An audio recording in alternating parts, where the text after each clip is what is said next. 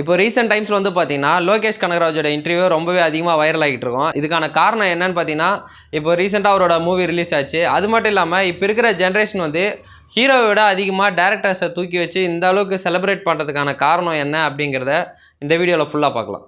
2000லேருந்து 2015க்குள்ளே வந்த படங்கள்லாம் வந்து பார்த்தீங்கன்னா அதிகமாக ஹீரோஸை தான் செலிப்ரேட் பண்ணியிருப்பாங்க. அந்த படத்தில் எந்த டெக்னீஷியன் நடிச்சிருக்காங்க, யார் நடிச்சிருக்காங்க கூட தெரியாது. ஆனால் அஜித் படம் ரிலீஸ் ஆகுது, விஜய் படம் ரிலீஸ் ஆகுது, ரஜினி படம் ரிலீஸ் ஆகுதுன்னு சொல்லிட்டு ஹீரோஸோட நேம் பேஸ் பண்ணி தான் எல்லா படங்களுமே ஹிட் ஆகிட்டு இருந்துச்சு. ஆனால் கொஞ்சம் காலகட்டத்துக்கு அப்புறமா ஜென்ரேஷன் சேஞ்ச் ஆக இந்த படத்தை யார் டைரக்ட் பண்ணா, இந்த படத்தோட ப்ரொடியூசர் யார், இந்த படத்தோட கேமராமேன் யாருன்னு சொல்லிட்டு டெக்னிக்கல் வைஸ் வந்து ஆடியன்ஸும் ஓரளவுக்கு நல்லாவே எவாலுவேட் ஆகியிருந்தாங்க. அது மட்டும் இல்லாமல் ஒரு படத்தை வந்து ஆடியன்ஸ் பார்த்துட்டு அந்த படம் நல்லா இருக்கா நல்லா இல்லையா அப்படிங்கிறத அவங்களே சோஷியல் மீடியாவில் அவங்களோட ரிவ்யூ எழுத ஆரம்பிச்சிட்டாங்க. ஸோ ஜென்ரேஷன் சேஞ்ச் காரணமாக இப்போ வந்து டேரக்டர்ஸை வந்து அதிகமாக செலிப்ரேட் பண்ண ஸ்டார்ட் பண்ணியிருக்காங்க. இதுக்கு ஒரு ரீசன் என்னென்னு பார்த்தீங்கன்னா, இந்த லாக்டவுனும் ஒரு பெரிய ரீசன் சொல்லலாம்.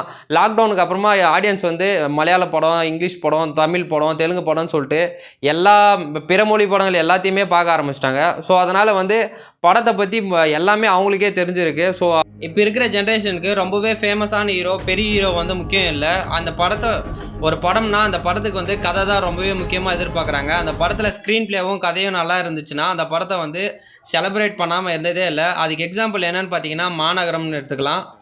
அந்த மாதிரியான சின்ன படங்கள் வந்தால் கூட அந்த படத்தை வந்து ரொம்பவே செலிப்ரேட் பண்ணியிருக்காங்க. ரீசெண்ட் டைம்ஸில் வந்து பார்த்திங்கன்னா நிறைய பெரிய ஹீரோஸ் படம் தொடர்ந்து எல்லாமே ஃப்ளாப் ஆகிட்டு வந்துச்சு. அதுக்கான ரீசன் என்னென்னா, இப்போ என்னதான் பெரிய ஹீரோ படம் நடித்தா கூட அந்த கதை வந்து சரியில்லைன்னா ஆடியன்ஸ் ஆட்டோமேட்டிக்காக அவங்களே தூக்கி போட்டுறாங்க. இப்போ சமீபத்தில் ரிலீஸ் ஆன பெரிய ஹீரோ படங்கள் வந்து பார்த்திங்கன்னா அண்ணாத்த, பீஸ்ட்டு, வலிமை, எதற்கும் துணிதோன்னு சொல்லிட்டு என்னதான் பெரிய ஹீரோக்கள் நடிச்சிருந்தாலும் அந்த படத்தோட கதை வந்து ஸ்ட்ராங்காக இல்லாதால அந்த படத்தோட கதை வந்து எல்லாமே ஹீரோ பேஸ் பண்ணியிருந்ததால் படங்கள் வந்து சரியாக ஓடலை.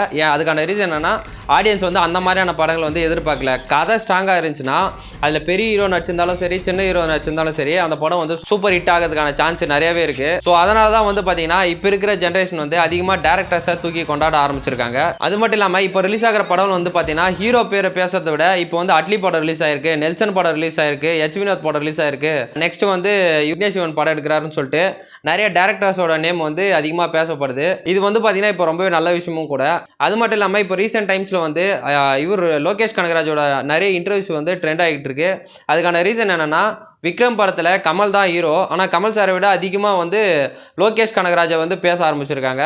இதுவும் பார்த்தீங்கன்னா ரொம்பவே நல்ல விஷயம்தான். அது மட்டும் இல்லாமல் இதுக்கு முன்னாடி இந்த ஜென்ரேஷன் விட இப்போ இருக்கிற ஜென்ரேஷன் ஒரு படி மேலே போய் ஹீரோஸை விட டேரக்டர்ஸ்க்கு ரொம்பவே முக்கியத்துவம் கொடுத்து டேரக்டர்ஸ்க்கு வந்து ஃபேன் பேஜ், அப்புறம் வந்து கட் அவுட்டு, இந்த மாதிரியான விஷயங்கள்லாம் இப்போ செய்ய ஆரம்பிச்சிருக்காங்க. இதுவும் பார்த்தீங்கன்னா ரொம்பவே நல்ல விஷயம் தான். ஏன்னா ஒரு ஹீரோ தூக்கி கொண்டாடுறதை விட ஒரு நல்ல டேரக்டரை தூக்கி கொண்டாடினோம்னா நெக்ஸ்ட்டில் வர படங்கள் வந்து இன்னுமே ரொம்ப நல்லாவே கொடுக்கறதுக்கு ரொம்பவே சான்ஸ் இருக்குது. அது மட்டும் இல்லாமல் டேரக்டர்ஸ் வந்து ஹீரோக்காக படம் பண்ணாமல் ஆடியன்ஸ்க்காகவும் படம் பண்ணுறதுக்கான சான்ஸ் இருக்குது. ஏன்னா நிறைய டேரக்டர்ஸ் என்ன பண்ணுறாங்கன்னா, இந்த ஹீரோக்காக நான் இந்த கதையை எழுதியிருக்கேன் அப்படின்னு சொல்லிட்டு அந்த கதையும் சரியாக இருக்காது, ஹீரோவை மட்டுமே பில்டப் பண்ணி காட்டுற மாதிரி இருக்கும். ஸோ அதனால் நம்ம முடிஞ்ச அளவுக்கு ஹீரோஸை விட்டுட்டு இதுக்கு மேலே டேரக்டர்ஸு, டெக்னீஷியன்ஸு, இந்த மாதிரி ஆளுங்களை கொஞ்சம் செலிப்ரேட் பண்ண ஆரம்பித்தோம்னா தமிழ் சினிமாவுக்கு ரொம்பவே நல்ல படங்கள்லாம் வந்து சேர்றதுக்கான சான்ஸ் இருக்குது. அவ்வளோதான் இந்த வீடியோவில் சொல்ல இருந்தது. ஓகே, நெக்ஸ்ட் வீடியோவில் மீட் பண்ணுறேன். பாய்.